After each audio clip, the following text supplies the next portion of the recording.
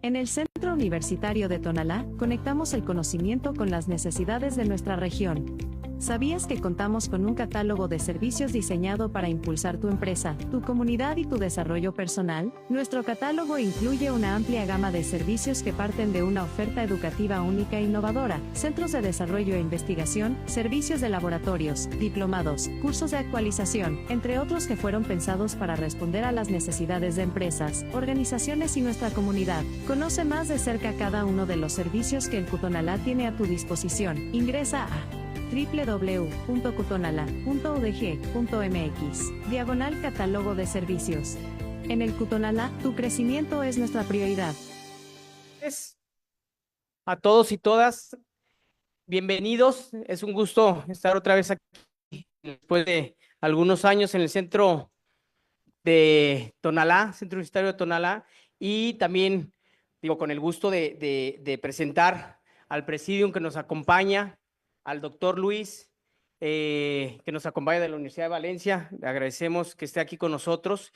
Y bueno, voy a presentar al presidium. Nos acompaña la maestra Adriana Marcela Santillán López, jefa de Departamento de Ciencias Jurídicas, cual pido un fuerte aplauso.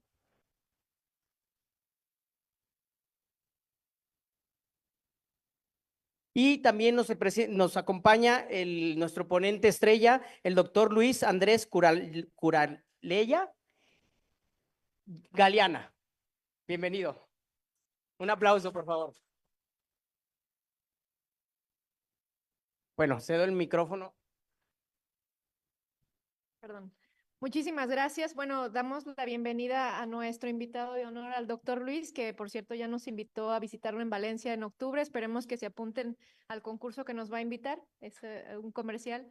Y también la bienvenida al doctor Ernesto Castellanos, quien fuese jefe de Departamento de Ciencias Jurídicas, también aquí en el Centro Universitario, y actualmente es director de la Preparatoria número 7 y miembro del Cuerpo Académico 911, que es quien gestó el proyecto que tenemos el día de hoy.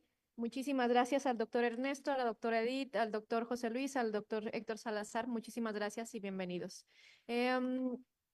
Me permito dar la bienvenida al doctor Luis a nombre del rector de nuestro centro, del maestro José Alfredo Peña Ramos, del doctor Marco Antonio Núñez Becerra, director de nuestra división. Es un gusto tenerlo por acá. Nos encanta tener voces distintas, voces expertas además, porque eso alimenta y fortalece la formación de los estudiantes. Entonces, pues sin más, para nosotros es un honor tenerlo por aquí. Muchísimas gracias y me permito pedirle al doctor Ernesto que pueda leer su semblanza. Gracias y bienvenidos. Gracias. Bueno, voy a leer el currículum del doctor Luis Andrés. Luis Andrés es titular de la Cátedra de Derecho Procesal de la Facultad de Derecho de la Universidad de Valencia, España. Es premio extraordinario de la licenciatura, doctor de Derecho por la Universidad de Bolonia, Italia, y por la Universidad de Valencia. Tiene un premio extraordinario de doctorado, profesor especializado en Derecho Procesal Civil, Derecho Procesal Penal y Derecho Procesal Constitucional. Vocal del Consejo Asesor del Mecanismo Nacional de Prevención de la Tortura del Defensor del Pueblo de España. Profesor de grado, posgrados y doctorados, impartidos en la Universidad de Valencia y otras universidades como Argentina, México, Perú, Brasil, Honduras o Colombia. Conferencista internacional en Panamá, Colombia, Argentina, Paraguay y México, entre otros países. Ha publicado varios libros como autor en coautoría y numerosos artículos científicos en revistas especializadas. Tiene obras publicadas en Italia, España, El Salvador, Nicaragua, Uruguay, Argentina, Colombia, México, Panamá, Paraguay y Brasil. Profesor honorario de la Universidad Continental de Perú. Es miembro del Consejo Editorial de Revistas Jurídicas publicadas en España, México, Colombia o Brasil, entre otros. Miembro del Instituto Iberoamericano de Derecho Procesal, de la Asociación Española de Profesores de Derecho Procesal, de la Asociación Colombiana de Derecho Procesal Constitucional, de la Asociación Mundial de Justicia Constitucional, en donde ostenta una de las vicepresidencias, de la Asociación Paraguaya de Derecho Procesal Constitucional, de la Asociación Panameña de Derecho Procesal de Argentina de Justicia Constitucional, de la Asociación Brasileña de Justicia Constitucional, de la Asociación Brasileña de Derecho Procesal Constitucional, miembro honorario del Instituto de Costa Rica para la promoción del derecho procesal, miembro del Instituto Itapuense de Paraguay para la promoción del derecho procesal, vicepresidente presidente de la Alianza Global de Juristas y miembro honorario de la Academia Mexicana de Derecho, Juan Velázquez, Asociación Civil. Y bueno, pues este es el pequeño currículum, porque si hubiéramos leído todo, el tiempo que tenemos, no lo llevamos, ¿no? Pero agradecerle de nueva cuenta al doctor. Y la conferencia magistral que va a presentar se llama Especialidades de los Sistemas de Control de Constitucionalidad y Protección Individual y Colectiva de Derechos Fundamentales. Un fuerte aplauso, por favor.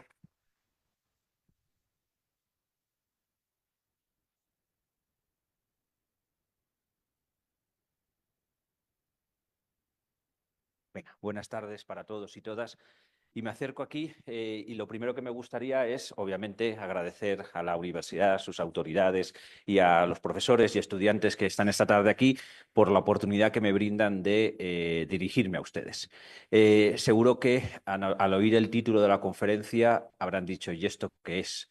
Bueno, pues les voy a decir que no voy a hablar de cosas muy técnicas, sino que me gustaría hacerles un estudio sobre la protección de los derechos humanos desde la perspectiva de un procesalista, desde la perspectiva del derecho procesal, porque creo que es interesante y sobre todo a día de hoy, ¿no?, que está tan entredicho, la protección de los derechos de las personas, que prestemos atención a esa realidad. Soy consciente de que me estoy dirigiendo mayoritariamente a un grupo de estudiantes y me gustaría también decirles que aprovechen la oportunidad. Es decir, que sean conscientes de que están en la universidad y que tienen que formarse de la mejor manera posible, sobre todo en tema de derechos humanos, porque cuando salgan de su carrera, cuando terminen la carrera, México les necesita. Igual esto mismo le estaría diciendo a los estudiantes españoles, ¿no? Es decir, fórmense lo mejor que puedan en materia de derechos humanos y en la medida de lo posible, pues yo hoy en la tarde de hoy les voy a dar algunos aportes para que puedan aprender, si es que es posible, que les pueda transmitir bien lo que les quiero compartir. Bien, ¿qué es lo que quiero hacer? Bueno, pues saben ustedes que histórica y tradicionalmente a la justicia, al Poder Judicial, se le han encomendado funciones de resolver conflictos civiles y mercantiles y de imponer penas por delito, ¿no? Es decir, si preguntara qué hacen los jueces o juezas en un país, dirían mayoritariamente eso, ¿no?, que resuelven conflictos cuando las personas no son capaces de resolverlos y no quieren acudir o no pueden acudir a medios alternativos de resolución de controversias, y a su vez también la justicia es la que juzga los delitos cuando aparentemente se han cometido, ¿no? Cuando presuntamente una persona ha cometido un hecho delictivo, se investiga y se juzga. Pero si nos quedáramos aquí, es decir, si nos limitáramos a decir que el papel de los jueces y de las juezas en un Estado son esos dos, resolver conflictos civiles y comerciales e imponer penas por delito, estaríamos dando una visión muy limitada de lo que es el papel de la justicia. La justicia también controla o también debe controlar la actuación de la administración pública. Es decir, la administración pública no tiene que ser inmune a la justicia. Los actos de la administración tienen que ser sometidos eventualmente a una revisión por parte de los jueces. O la justicia también resuelve las dudas de constitucionalidad de las leyes, ¿no? Es decir, cuando una ley no respeta la Constitución de una nación, tiene que haber algún mecanismo que garantice la supremacía de la norma constitucional. Fíjense cómo en un momento les he ampliado bastante el ámbito de actuación de la justicia. Los jueces no solamente resuelven conflictos civiles, los jueces y las juezas no solamente imponen penas por delito.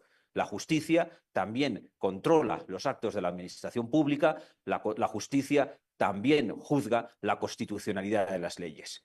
Todo esto es muy importante, pero hay un quinto aspecto en el que me gustaría hacer hincapié y es el que voy a desarrollar en la tarde de hoy.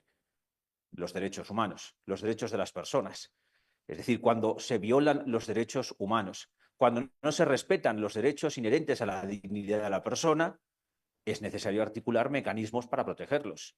¿De qué sirve que la Constitución proclame el derecho a la libertad o la inviolabilidad del domicilio? ¿O de qué sirve que los tratados internacionales establezcan la prohibición de la tortura o las penas o tratos degradantes o inhumanos si luego se cometen y no se pueden perseguir? Es decir, es necesario articular mecanismos adecuados para la protección de los derechos humanos, cuando hablamos en la perspectiva internacional, en el caso en el que sean objeto de violación. Bueno, pues históricamente el papel de juzgar o de proteger los derechos de las personas se ha entendido que es algo vinculado al concepto de soberanía de los estados.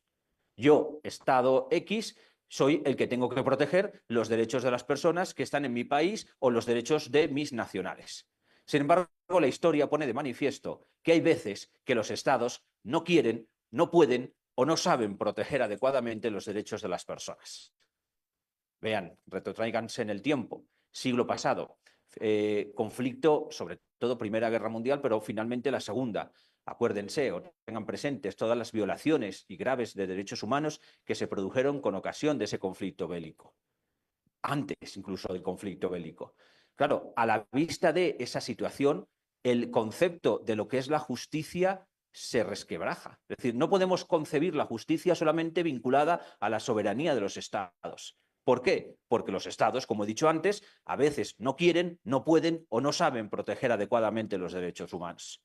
Y ahí es donde se quiebra ese concepto, se replantea la realidad de lo que tiene que ser la justicia y se empieza a hablar de algo que para ustedes ya es normal, pero que en el siglo pasado, en las fechas que estoy hablando, no es normal. ¿A qué me refiero? A la existencia de tribunales más allá de las fronteras de los estados. Para ustedes es normal oír hablar de la Corte Interamericana de Derechos Humanos. Eso es normal hablar en Europa del Tribunal Europeo de Derechos Humanos. Pero es una realidad cambiante, importante en lo que es el concepto de la justicia, porque es necesario o ha sido necesario crear tribunales más allá de las fronteras de México o de España o de Argentina o de Francia para que puedan proteger los derechos de las personas, porque, como he dicho, a veces los estados no los protegen o incluso a veces los estados son los que violan esos derechos. Entonces tiene que haber alguien ajeno a esa realidad de los estados que proteja los derechos humanos cuando sean objeto de violación. Como les digo, este es el germen del nacimiento del Tribunal Europeo de Derechos Humanos en primer lugar y de la Corte Interamericana de Derechos Humanos después y luego de la Corte Africana. Es decir, a día de hoy en el mundo existen 3 tribunales regionales, 3 tribunales en 3 continentes para proteger los derechos de las personas. En Europa, el Tribunal Europeo de Derechos Humanos. Aquí en América, la Corte Interamericana de Derechos Humanos. En África, el Tribunal Africano de Derechos Humanos. Es decir, 3 tribunales para esas 3 regiones, para esos 3 continentes.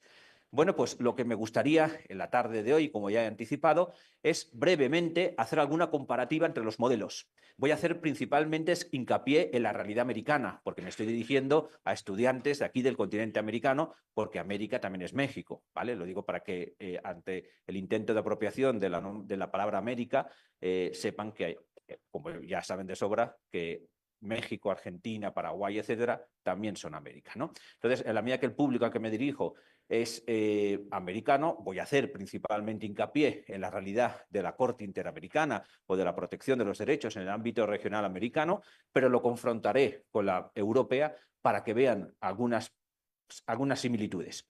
Y la pregunta es, ¿de qué sirve que comparemos? ¿No? Porque a lo largo de su carrera ustedes van a comparar o a estudiar o prestar atención a lo que se hace en otros ordenamientos jurídicos, ¿no? Eso es el derecho comparado, cuando se comparan ordenamientos jurídicos para ver cómo se resuelve una misma situación en un país o en otro. Comparar los ordenamientos jurídicos se hace para descubrir otras opciones que nos permitan ratificar que lo nuestro lo estamos haciendo bien o que lo tenemos que mejorar, ¿vale? Es decir, porque no siempre lo que viene de fuera es mejor, ¿vale? Es decir, hay veces que las cosas se hacen mejor fuera o hay veces que se hacen peor y al confrontarla con la realidad interna concluimos que lo estamos haciendo mejor nosotros, ¿vale? Lo digo porque esa referencia al derecho comparado, entiéndanla, le dejo encargada de mi celular, por favor. Entiéndanla como un estudio para ver cómo se hacen las cosas en otros lugares, que puede ser igual, mejor o peor. Bueno, pues con estas realidades, como les digo, en América, aquí en el continente americano, existe la Corte Interamericana, que es la que protege principalmente el Pacto de San José del año 1969 y otros protocolos, ¿no? Pero principalmente el convenio que reconoce derechos humanos aquí en el ámbito americano y al que México está suscrito es el Pacto de San José. ¿Saben dónde tiene su sede la Corte Interamericana? ¿Me colaboran? ¿La tiene en México? ¿Dónde? Perdón. En San José de Costa Rica. Fíjense, su sede la tiene en San José. Y alguien podría decir, ¿y cómo es posible que un tribunal que tiene su sede en Costa Rica esté juzgando al Estado mexicano? No, no es un tribunal mexicano. Pero es que ni siquiera es un tribunal costarricense. Es un tribunal del Consejo, ¿cómo le llaman? Del Consejo Americano de la OEA, de la Organización de Estados Americanos, perdón.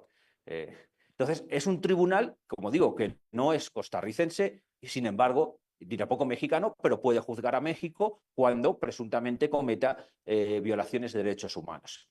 Tengan muy presente que la Corte Interamericana es un tribunal para juzgar a estados. Lo mismo que el Tribunal Europeo de Derechos Humanos. Es decir, cuando se inicia un proceso ante la Corte Interamericana o ante el Tribunal Europeo de Derechos Humanos, el que va a ocupar la posición pasiva en el proceso es un Estado. Derecho procesal han estudiado ya, ¿verdad? Saben de que cuando hablamos de derecho procesal y del proceso, saben que en un proceso tiene que haber siempre alguien que ocupe la posición activa y alguien que ocupe la posición pasiva. Y un tercero objetivo imparcial, que es el juez o la jueza, que es el que aplica el derecho al caso concreto, ¿no? Es decir, el proceso tiene esa estructura triangular que requiere alguien que pida la aplicación del derecho frente a alguien y ese tercero objetivo imparcial. Bueno, pues en el lado pasivo, o mejor dicho, la posición pasiva de un proceso ante la Corte Interamericana, ¿quién va a estar? Un Estado, o varios. Es decir, no están personas.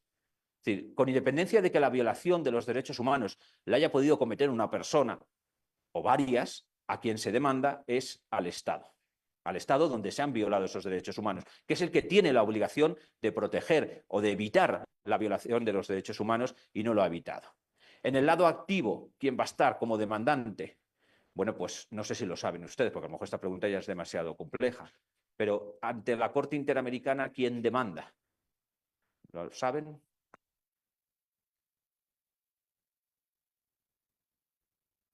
¿Las víctimas pueden demandar a un Estado en el sistema interamericano? ¿Las ONGs pueden demandar a un Estado?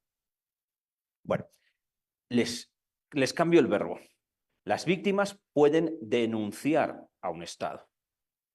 ¿Vale? Si han estudiado derecho procesal, saben que denunciar es comunicar hechos, pero no implica la denuncia que te constituyas en parte. Es decir, las víctimas de una violación de derechos humanos aquí en el continente americano, en países que estén sometidos a la jurisdicción de la Corte, pueden denunciar que han sido violados en sus derechos.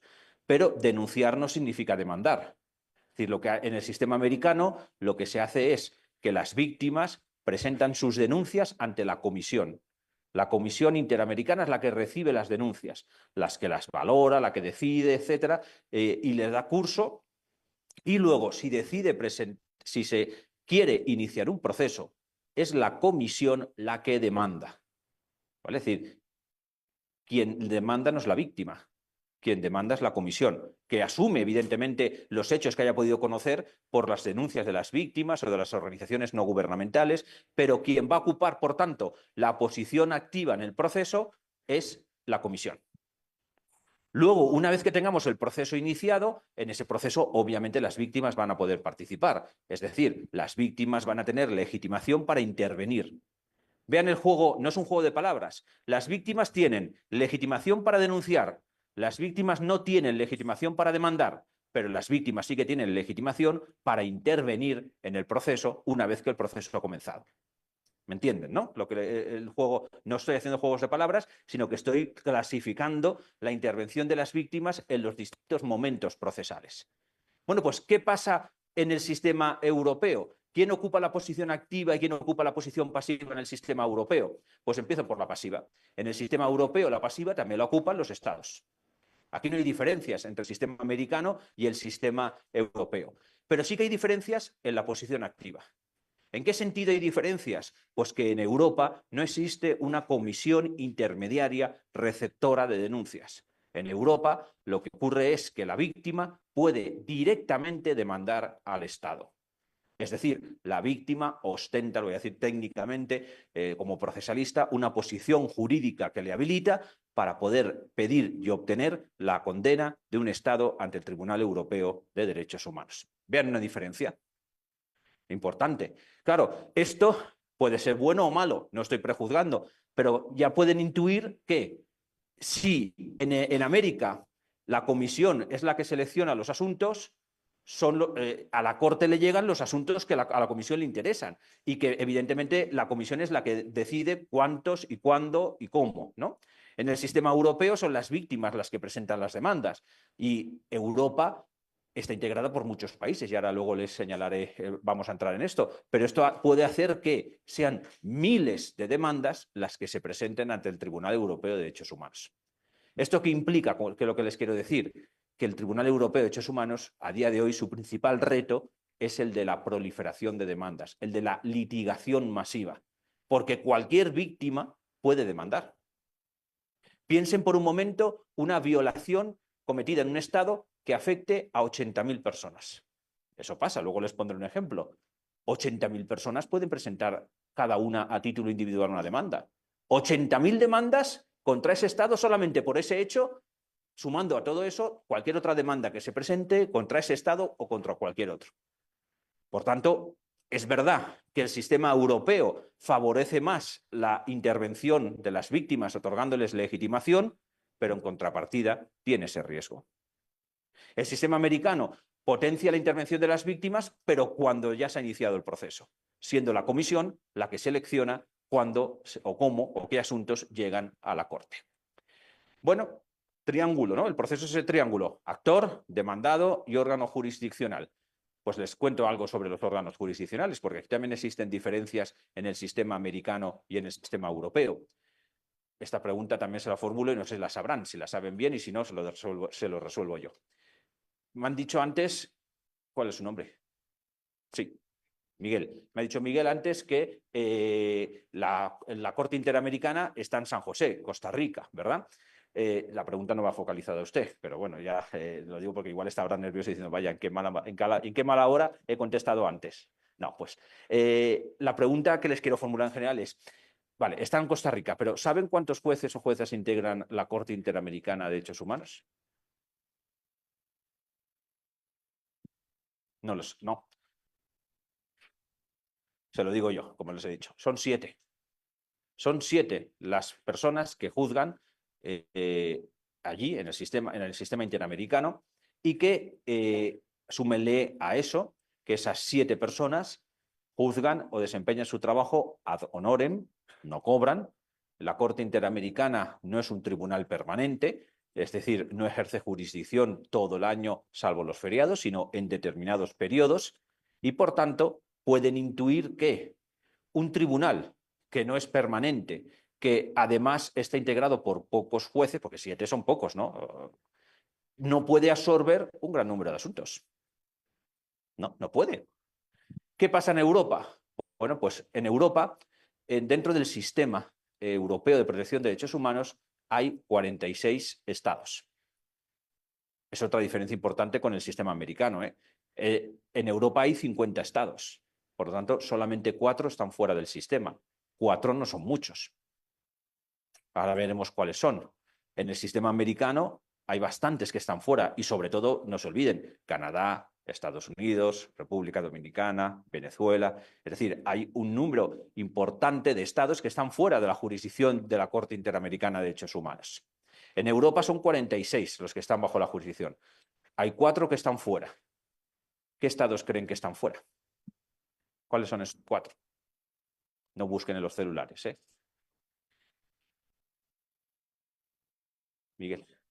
Rusia es el más fácil, es el más llamativo y lo tenemos más fresco en el tiempo porque la Federación Rusa se fue hace poco, ¿no? ¿Se acuerdan que con ocasión del estallido formal de la guerra con Ucrania, como iba a ser expulsada del sistema del Consejo de Europa, la Federación Rusa dijo, antes de que me corran, me voy yo?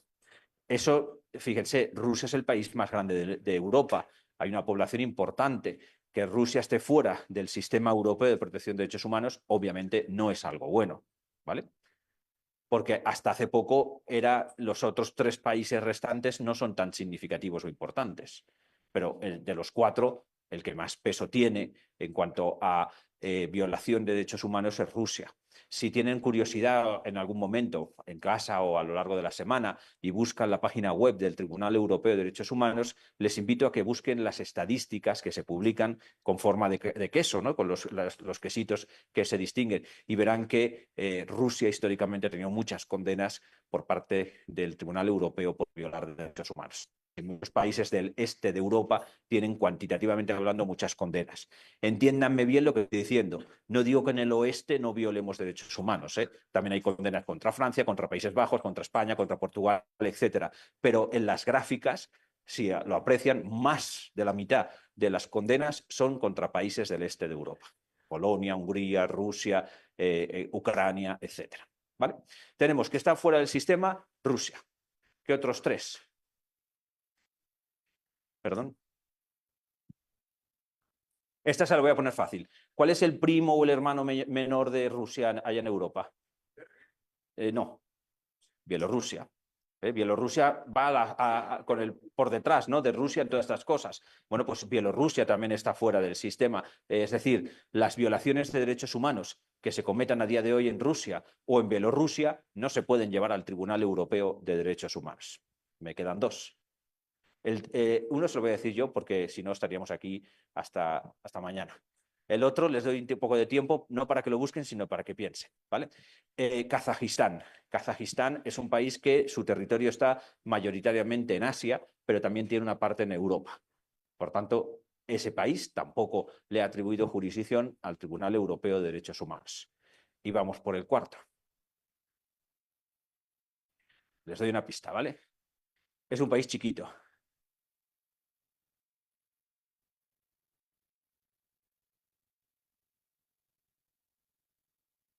Miguel, ¿lo sabe? Que si lo sabes, punto positivo ya para la calificación. ¿Allá?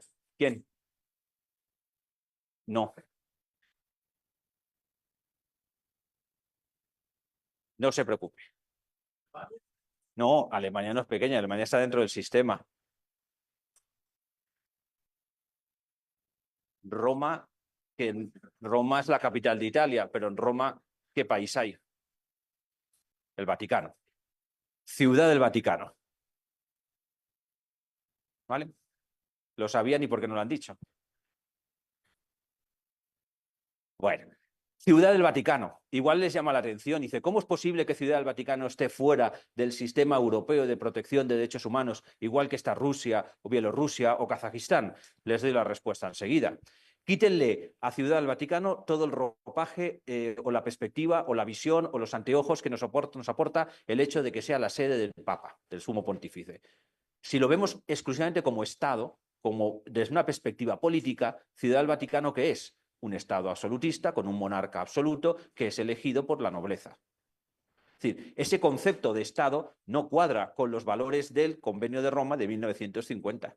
Insisto, le quitamos todo ese ropaje o esa perspectiva o esa concepción religiosa y lo vemos exclusivamente desde esa perspectiva política y nos encontramos con que es un Estado absolutista. ¿Vale? Entonces, está fuera del sistema por razones obvias. Bueno, pues, ¿cuántos estados les he dicho que están dentro? 46. Bueno, pues 46 son los jueces y juezas que hay en el Tribunal Europeo de Derechos Humanos. Uno por cada estado. ¿Cuántos había en la Corte Interamericana? ¿Cuántos hay? 7. 46, 7. No es que seamos ni mejores ni peores, es que en el sistema europeo hay mayor dotación presupuestaria, más medios materiales y humanos, y el Tribunal Europeo puede ser un tribunal permanente integrado por 47 jueces, 46, perdón, que pueden juzgar todos los días del año, menos cuando son feriados. Por eso, como americanos y americanas, tendrían que plantearse qué hacemos en América. ¿Cómo podemos conseguir reforzar la Corte Interamericana o el sistema de protección de derechos humanos? Sobre todo cuando hay violaciones de derechos humanos en los estados.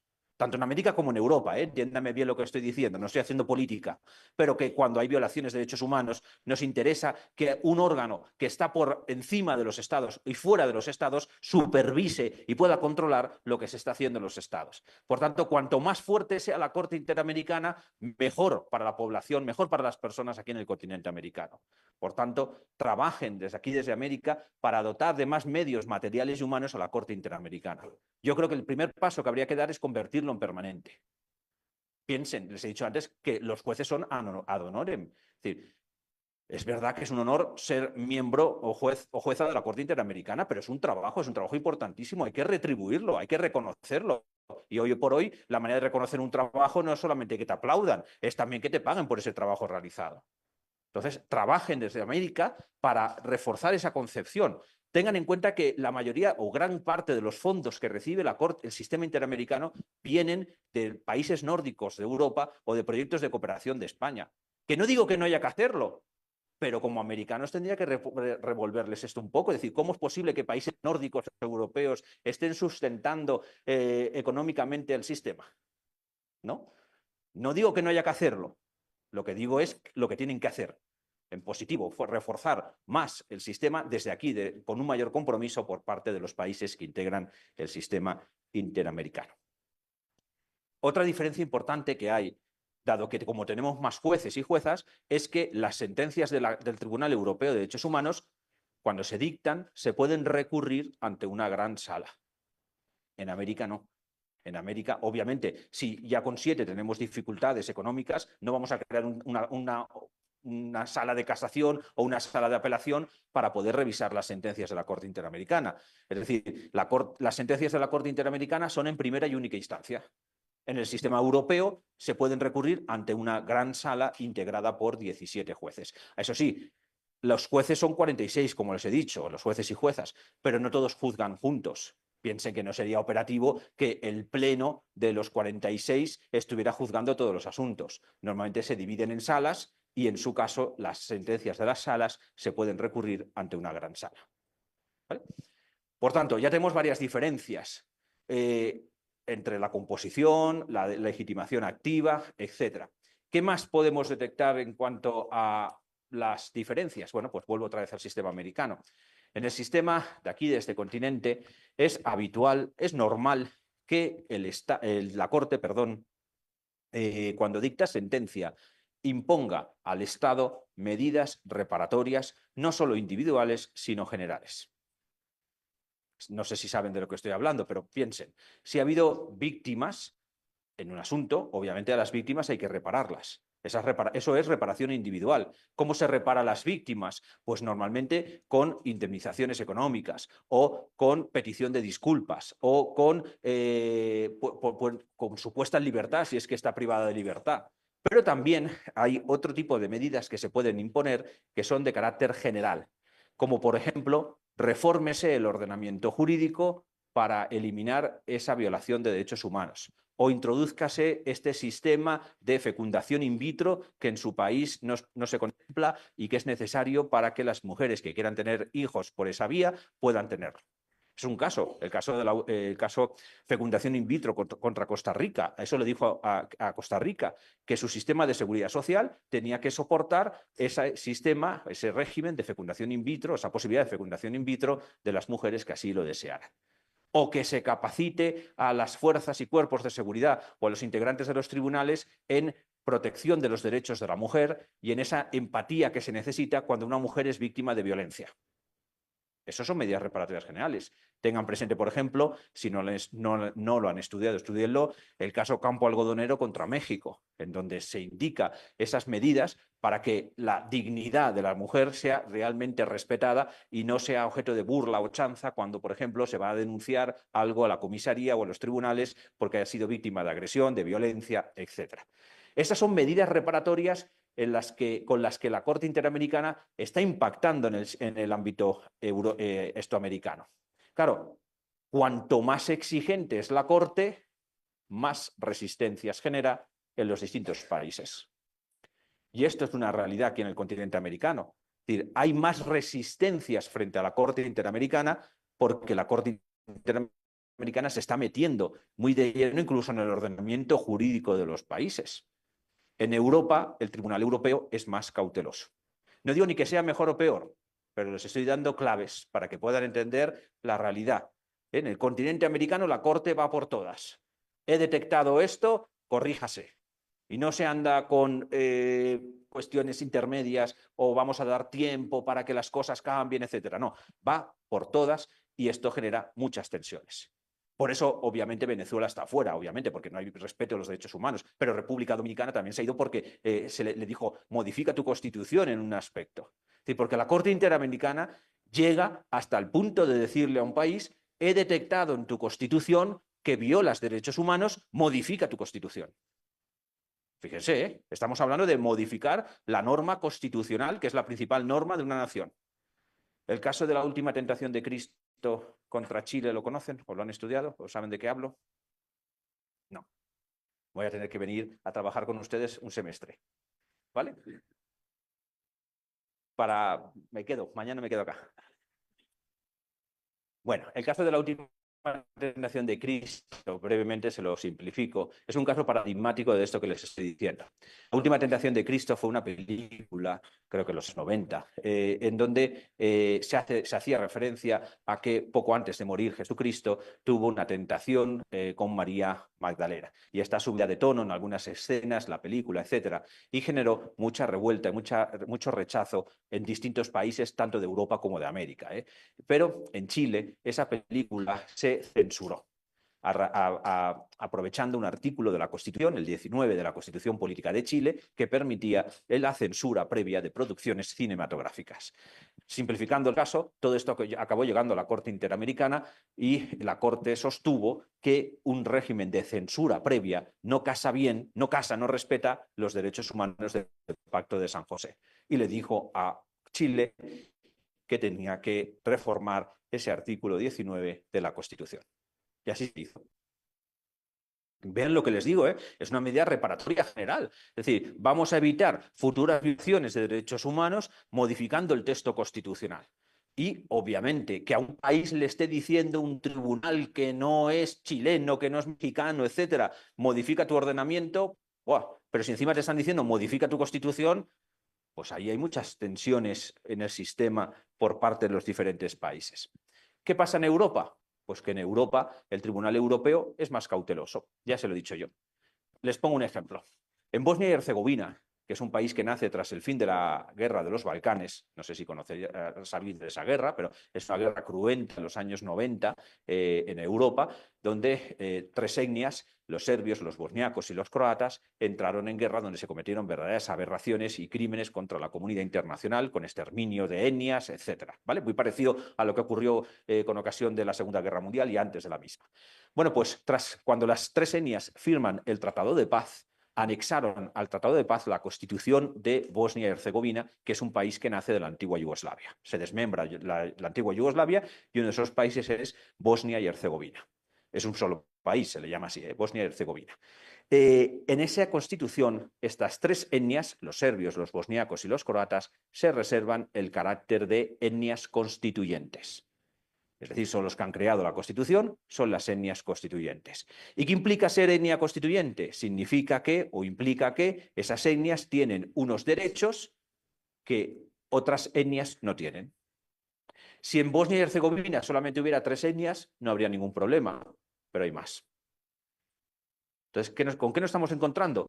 Con que la Constitución reconoce derechos a tres etnias y no a otras. ¿Qué derechos? Por ejemplo, ser presidente o presidenta de la República de Bosnia y Herzegovina. Solamente puede ser elegido un serbio, un bosnio o un croata, una serbia, una bosniaca o una croata. Quien sea de otra etnia puede votar, pero no puede ser votado. Tiene derecho a sufragio activo, pero no tiene sufragio pasivo. ¿Eso qué es? Es una discriminación por motivos étnicos incorporada al texto constitucional. Se han presentado muchas demandas por esta razón ante el Tribunal Europeo de Derechos Humanos. El tribunal ha dicho que efectivamente es una discriminación étnica, una discriminación por motivos étnicos, pero los demandantes le piden, condene a Bosnia y Herzegovina a modificar su constitución. Y el Tribunal Europeo dice, yo no puedo. Lo que puedo hacer es esto. Ya es hora de que después de tantos años de la guerra se modifique la Constitución porque ya hay que avanzar en este sistema. Vean el distinto planteamiento. La Corte dice, hágase. El Tribunal Europeo dice, hágase, pero no es tan invasiva. Y esto, evidentemente, genera menos tensiones. Por eso, en Europa hay más países que están dentro del sistema. Es verdad que se ha ido Rusia, pero hasta que estaba Rusia, esos tres eran muy minoritarios. Sin embargo, en América son muchos o bastantes los que están fuera y además significativos, desde Canadá y Estados Unidos sobre todo y principalmente, pero luego ya si vamos bajando, el hecho de que Venezuela, que es un país importante, esté fuera, o República Dominicana también, pues es significativo, ¿no? ¿Pero por qué? Pues porque la Corte se está metiendo más a fondo. Les pongo otro ejemplo. ¿Saben lo que ha resuelto la Corte Interamericana en relación con el matrimonio igualitario?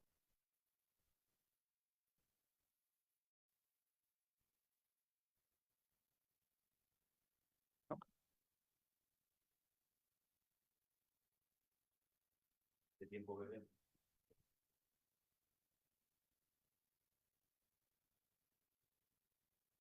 Bueno, pues la Corte Interamericana, a raíz de una opinión consultiva elevada por Costa Rica, sostiene que el matrimonio igualitario es convencional. Es decir, que existe el derecho de acceso al matrimonio de las personas del mismo sexo y que es un derecho humano. Así dice la Corte Interamericana. Claramente, ¿vale? ¿Esto qué implica? Pues que países aquí en el continente americano cuya constitución establece que el matrimonio es solamente la unión entre hombre y mujer, a la larga, en algún momento, acabarán siendo condenados, si es que el asunto le llega a la Corte Interamericana. ¿Qué país contempla esa previsión? Por ejemplo, Paraguay. La Constitución del Paraguay establece expresamente que el matrimonio es la unión entre hombre y mujer, solamente. ¿Qué dispone el Tribunal Europeo de Derechos Humanos sobre el matrimonio igualitario? Bueno, esto es apreciación interna de cada Estado. Que cada Estado lo regule como quiera. Yo no entro en eso. Vean el distinto planteamiento. Claro, la pregunta es, ¿por qué el Tribunal Europeo actúa así? Bueno, pues les doy yo la clave, aunque ya pueden intuir de todo lo que les estoy diciendo. Europa es un continente muy pequeño, pero que está muy dividido y fraccionado cultural, lingüística, religiosamente, políticamente, etc. Entonces, desde que nació, el Tribunal Europeo de Derechos Humanos va haciendo equilibrios y va andando pasito a pasito para intentar que ese mosaico complicado del continente europeo no se rompa. Es una estrategia que sigue. La Corte Interamericana no. La Corte Interamericana dice, hágase. Sin embargo, el Tribunal Europeo va más despacio. Por eso hay más países que están dentro, como les decía antes, porque es más tolerante el Tribunal Europeo de Derechos Humanos. Claro, que a día de hoy el Tribunal Europeo dijera que el matrimonio igualitario es convencional, no plantearía ningún problema en todos los países del oeste de Europa, porque lo tenemos regulado y admitido y normalizado desde hace un montón de tiempo. Sin embargo, piensen en los países del este de Europa.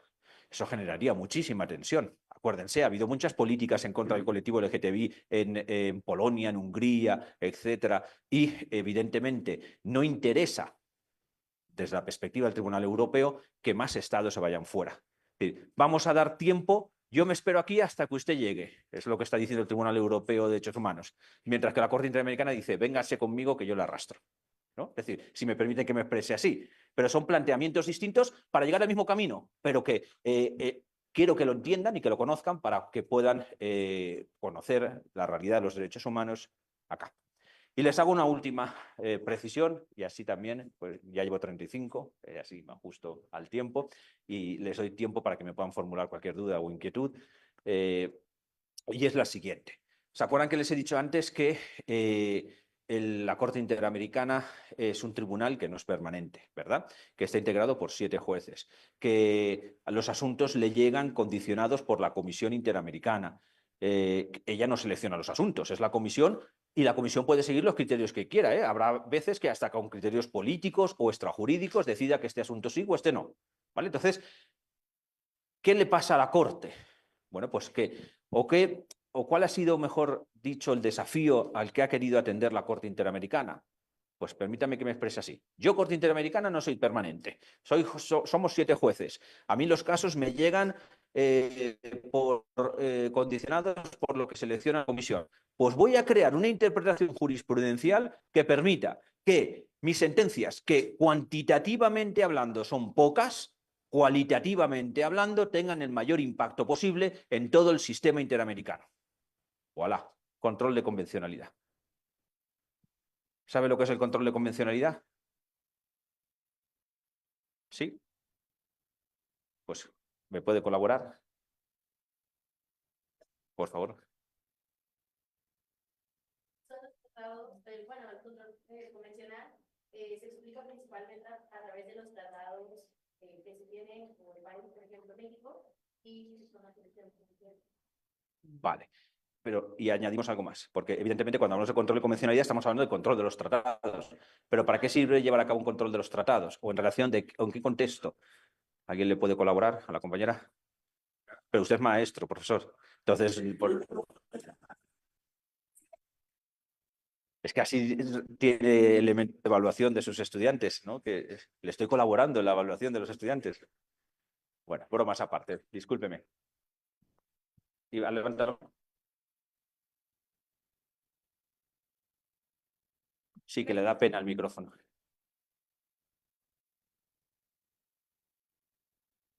Venga, ya.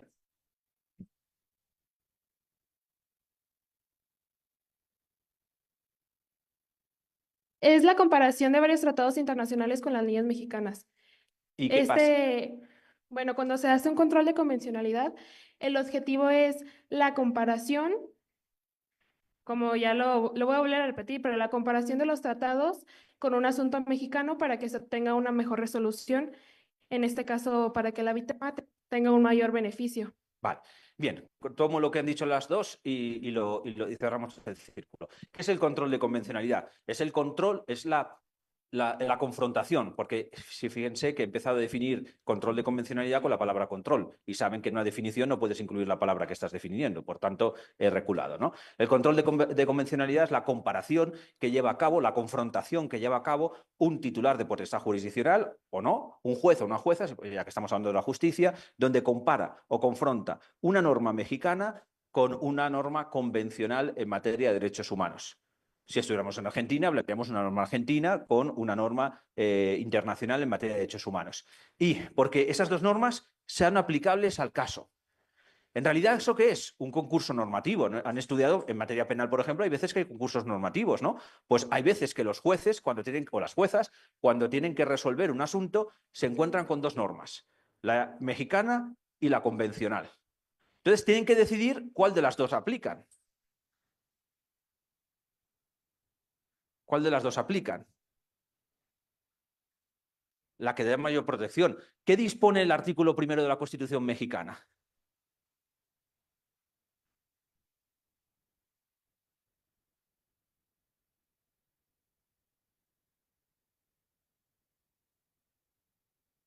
El principio pro persona, ¿vale? Yo prefiero hablar de persona y así nadie se siente excluido, ¿vale? Pero bueno, el principio pro persona implica que ese concurso normativo lo decides aplicando la norma que sea más favorable a la persona y a los derechos inherentes. Si es la norma mexicana, aplicamos la mexicana. Si es la convencional, aplicamos la convencional. ¿Está actuando el juez o la jueza al margen de la ley? No, está actuando dentro de la ley. Lo que pasa es que la ley da dos opciones. Lo digo porque muchas veces, cuando se ataca el control de convencionalidad, se está diciendo que es que los jueces y juezas están actuando al margen de la ley y se aplican unas normas convencionales internacionales. Y no, las normas internacionales son derecho interno también, si se han ratificado. Por tanto, no es actuar al margen de la ley, es actuar dentro de la ley, protegiendo mejor los intereses y los derechos de las personas. Lo digo para que estén atentos, porque siempre que se ataque el control de convencionalidad aquí en el continente americano, pónganse en alerta. ¿Vale? Pónganse en alerta, porque se están frenando actuaciones que podrían proteger mejor los derechos humanos en el ámbito interno. Porque el control de convencionalidad no implica siempre dejar al margen la norma mexicana, argentina o paraguaya. Implica aplicar la norma que mejor proteja los derechos de la persona, sea la mexicana o la convencional, sea la argentina o la convencional.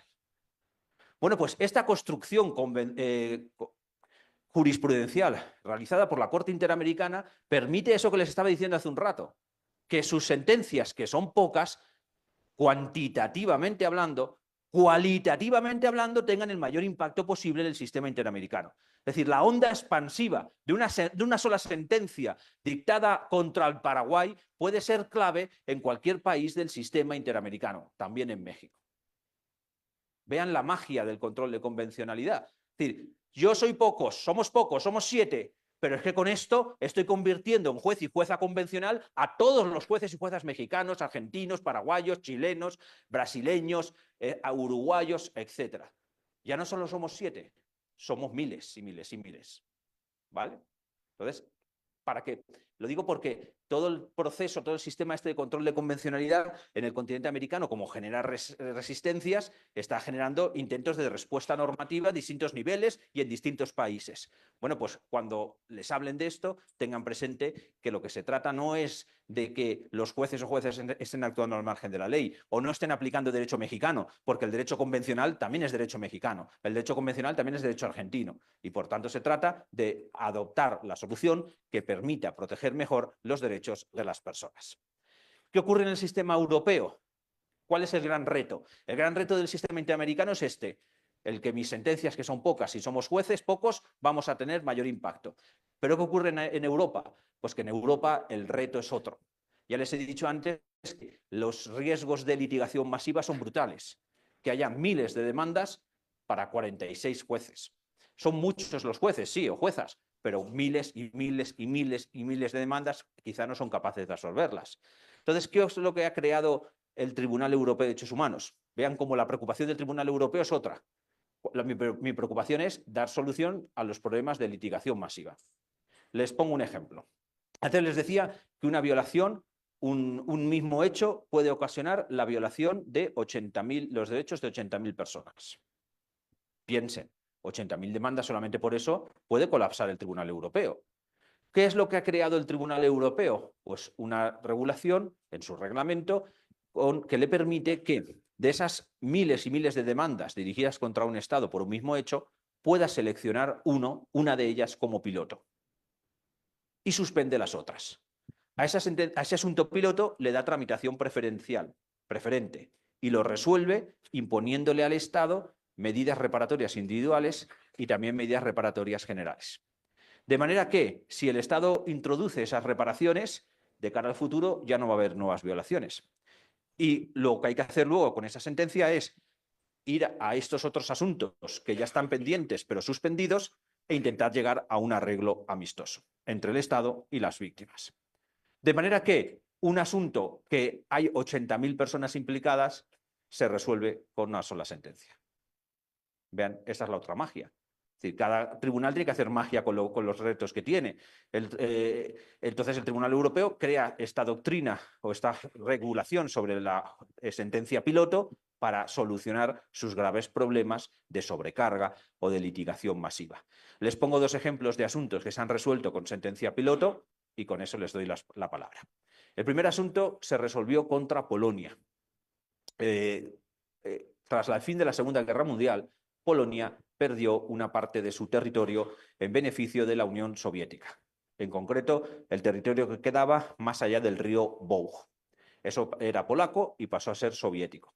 Entre paréntesis, a día de hoy es ucraniano. Es decir, en Europa existen muchas fronteras líquidas. Bueno, pues vean la liquidez de estas fronteras que hace unos años eran polacas, luego pasaron a ser soviéticas, ahora son ucranianas y no se extrañen que Rusia quiera volverlas otra vez a tener. Pero bueno. 80.000 personas perdieron sus propiedades. Polonia asumió con sus ciudadanos, con sus nacionales, indemnizarles por esa pérdida patrimonial. Esa indemnización nunca llegó. Esto empezó a generar demandas ante el Tribunal Europeo por ciudadanos y ciudadanas polacas y polacos que entendían que su derecho de propiedad había sido violado. El derecho de propiedad en el sistema europeo es derecho humano. El Tribunal Europeo seleccionó un asunto como piloto porque se dio cuenta que había hasta 80.000 personas afectadas, como les decía. Y ese asunto piloto lo resolvió y Polonia cumplió y se atendió la protección de todas estas personas afectadas. Segundo asunto piloto que me interesaría y que quiero compartirlo hoy también con ustedes, puesto que esa regulación está en México también. Bueno, pues es el caso Greens y otros contra el Reino Unido. En el Reino Unido, una persona cuando ingresa en prisión pierde automáticamente sus derechos políticos. Esto ha motivado varias demandas ante el Tribunal Europeo de Derechos Humanos por entender que esa pérdida de derechos políticos de las personas privadas de libertad vulnera sus derechos humanos. Y así lo ha entendido el Tribunal Europeo de Derechos Humanos y ha visto que había una proliferación de demandas sobre ese asunto y que en el momento en que la demanda se presentó por Greens y otras personas, había 75.000 personas privadas de libertad. Es decir, violación masiva de derechos humanos, 70.000 personas, 75.000 personas, una violación a gran escala. Todas las personas privadas de libertad en Reino Unido, sus derechos humanos, en lo que se refiere a la vertiente política, están siendo violados. Están siendo violados en ese momento y a día de hoy, porque el Tribunal Europeo seleccionó ese asunto como piloto, condenó a Reino Unido, pero Reino Unido no ha eliminado esa norma de su ordenamiento jurídico. Por tanto, a día de hoy sigue existiendo violaciones masivas de derechos humanos, en esta perspectiva, de las personas privadas de libertad en las cárceles de ese país. Vean, la realidad es esta, es decir, Europa y América son continentes distintos, pero en un momento en el que lo que se quieren es levantar muros y más fronteras, lo que hay que hacer es tender puentes, ¿no? Y quiero que hayan visto esta clase de hoy o esta conferencia como una manera también de tender puentes entre las culturas, entre las civilizaciones, y que nos pongamos todos a trabajar para hacer una España mucho mejor de lo que ya es o un México mucho mejor de lo que ya es. Y ese es el mensaje que quiero transmitirles, que como estudiantes, el que les he dicho al principio, se empapen de toda esta realidad de los derechos humanos y que si está en juego la dignidad de la persona, sus derechos inherentes, que están gravemente comprometidos a día de hoy en todo el continente europeo y en todo el continente americano y el africano y en donde queramos poner el acento, pero sobre todo aquí en México, atendida la situación de lo que viene por allá arriba, entonces, pues que estén en la alerta y que trabajen para formarse lo mejor posible porque México les necesita. ¿Vale?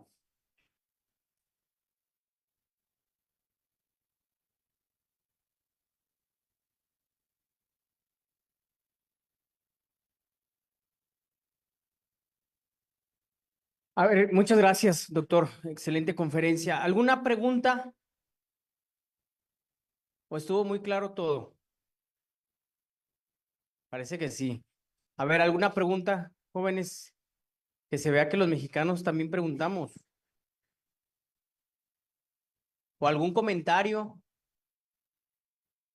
A ver, maestro local.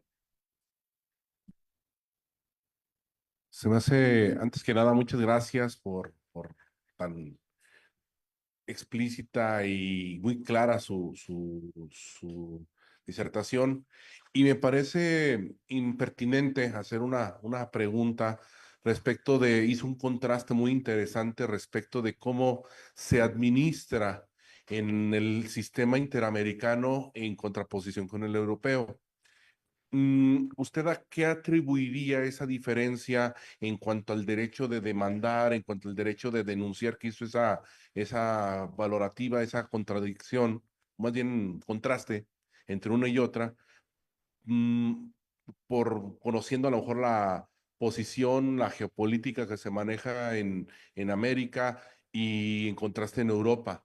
Usted, en su opinión, como especialista en todo este tema procesal, ¿cuál sería esa opinión respecto a ello?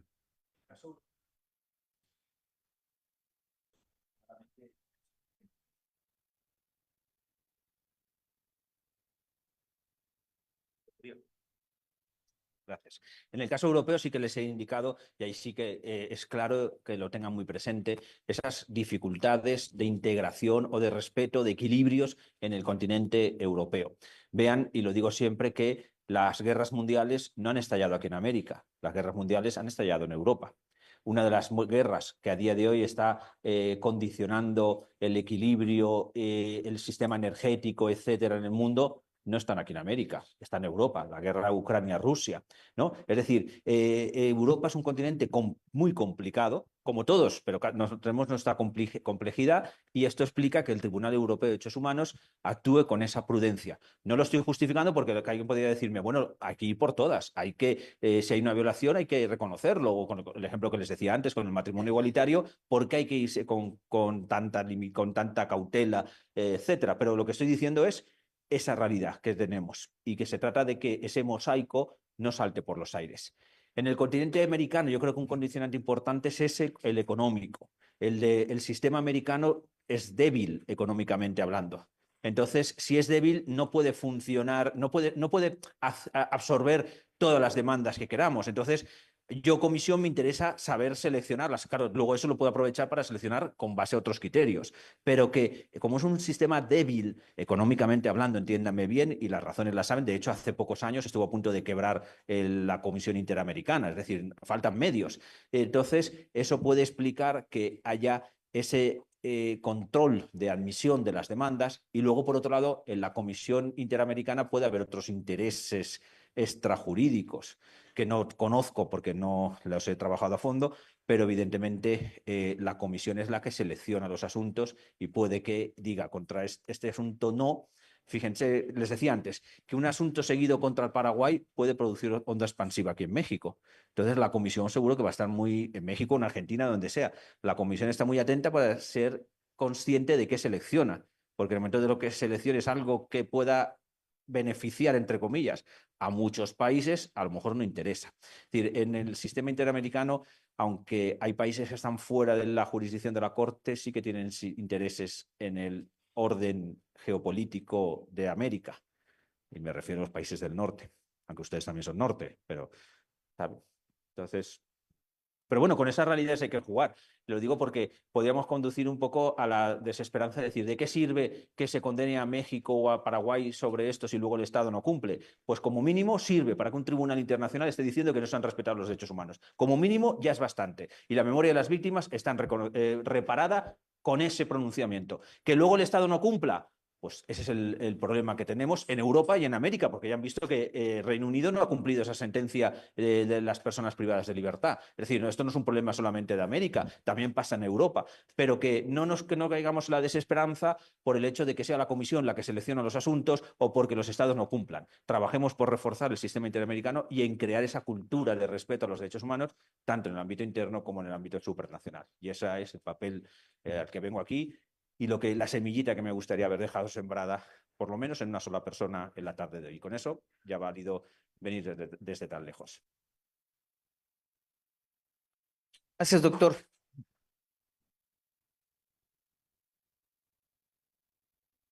Gracias. ¿Alguna otra pregunta?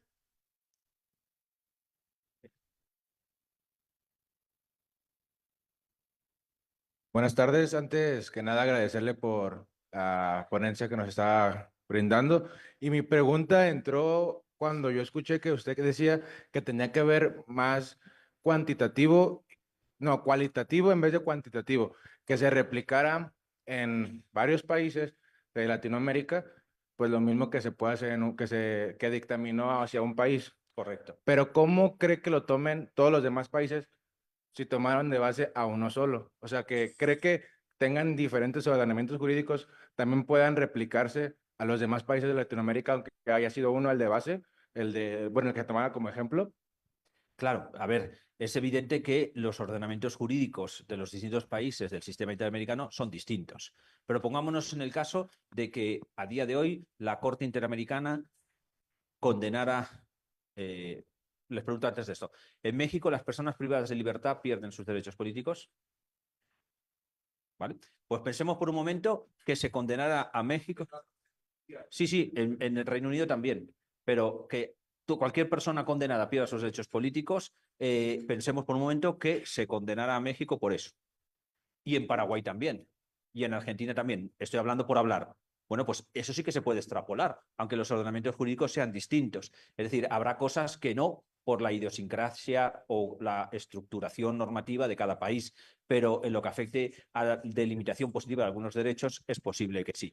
Pero ojo, vean que hay países, por ejemplo, en el Perú, se está trabajando en alguna reforma legislativa para decir que los jueces y juezas peruanos solamente ejercerán control de convencionalidad cuando se trate de sentencias dictadas contra el Perú. ¿Eso qué responde? Ataque al control de convencionalidad e imponer límites al impacto y a las ondas expansivas de las sentencias del Tribunal Europeo de la Corte Interamericana de Derechos Humanos. Entonces, todas las reformas que vayan dirigidas a limitar el control de convencionalidad, ojo, tiene sus riesgos también el control de convencionalidad, pero todo lo que vaya dirigido, por lo menos sométanlo a prevención y analícenlo, disecciónenlo, hagan la disección y vean lo que hay ahí en ese intento de recortar el control de convencionalidad.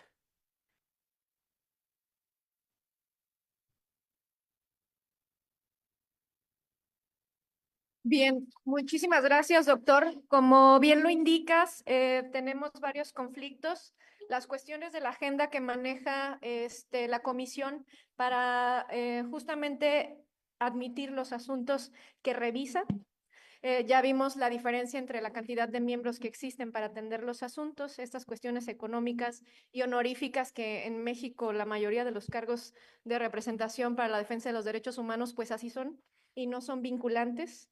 Entonces, pues sí tiene que ver con la aplicación y pues con la realidad de los derechos humanos, pues, ¿no? Entonces, habrá que revisar y valorar cómo esta articulación de la que tú hablabas para que los medios de control de la convencionalidad beneficien a quienes sufrieron violaciones de derechos humanos, pues realmente se apliquen, ¿no?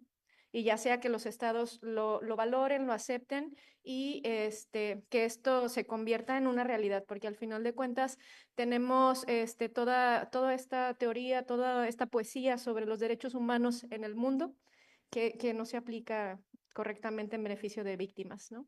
Bueno, sin más, muchísimas gracias a todas y a todos por participar. Si nos lo permiten en este momento, vamos a hacer entrega del reconocimiento al doctor Luis Andrés, a nombre de la Universidad de Guadalajara, de la División de Ciencias Sociales, Jurídicas Humanas y del Centro Universitario de Tonalá.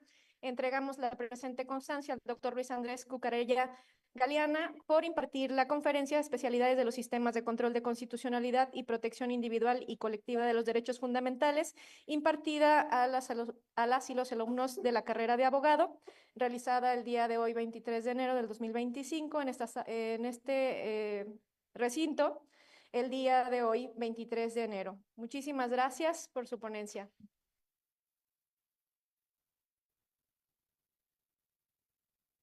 Me permito también hacer entrega al doctor Ernesto Gerardo Castellanos, a nombre del cuerpo académico que representa, por la organización de este evento. También un aplauso. Nos permitimos, además, para cerrar ya esta conferencia, entregarle los últimos libros que ha realizado el claustro de profesores, como parte de nuestro agradecimiento por acompañarnos el día de hoy. Gracias, y un presente también.